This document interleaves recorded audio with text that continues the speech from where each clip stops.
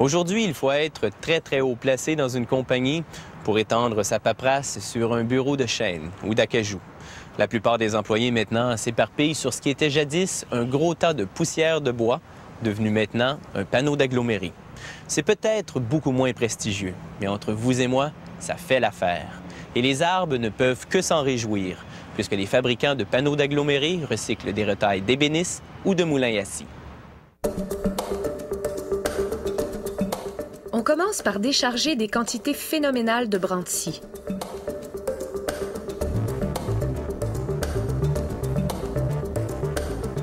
Les autres ingrédients de la recette des panneaux de particules sont des planures et des copeaux de bois. On les envoie dans une machine qui fonctionne comme un robot culinaire géant, les découpant en tout petits morceaux.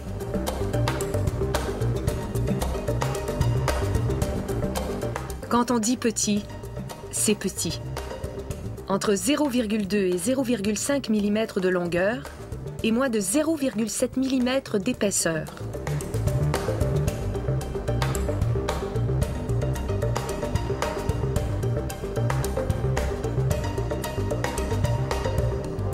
Pour bien uniformiser leur taux d'humidité, on dépose les particules dans des séchoirs immenses.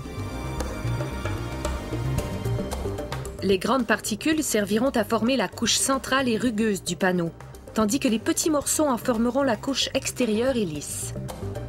Un cribleur les séparera selon leur taille.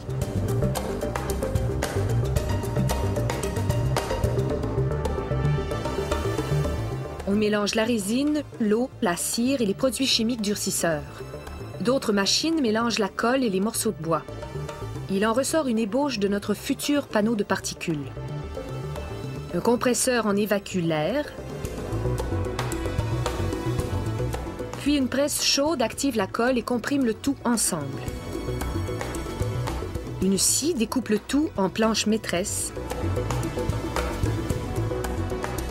On doit donc les mettre de côté durant environ une demi-heure.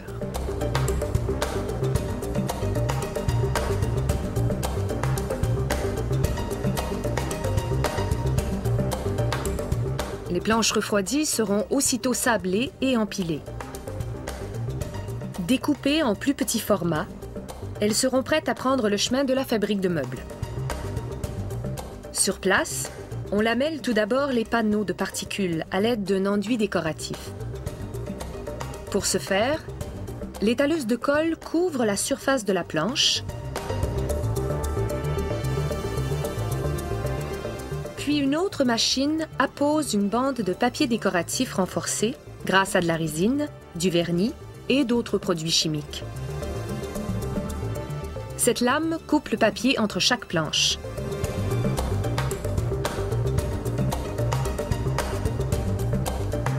Puis une machine les empile avant que la scie n'attaque 6 à 8 planches à la fois, selon leur épaisseur. La prochaine étape consiste à couvrir les côtés du panneau de particules. Cette bande de PVC s'y ajuste parfaitement.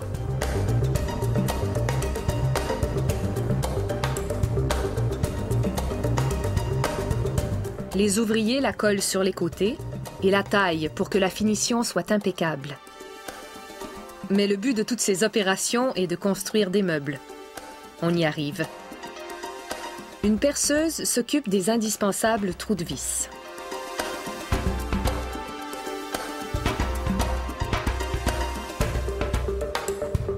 Et par ici toute la quincaillerie. Les vis, les écrous, les boulons et les pinces ont chacun leur petit compartiment. Ces machines comptent la quantité nécessaire pour chaque meuble à assembler.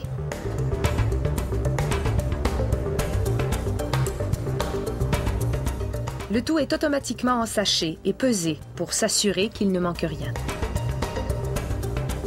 Quelquefois, un ouvrier assemble un échantillon pour s'assurer que le consommateur ne se cassera pas trop la tête. Si le tout est parfait, la production continue. Et on peut procéder à l'emballage. Surtout ne pas oublier les précieuses vis, ainsi que le manuel d'instruction. Et en route pour le magasin.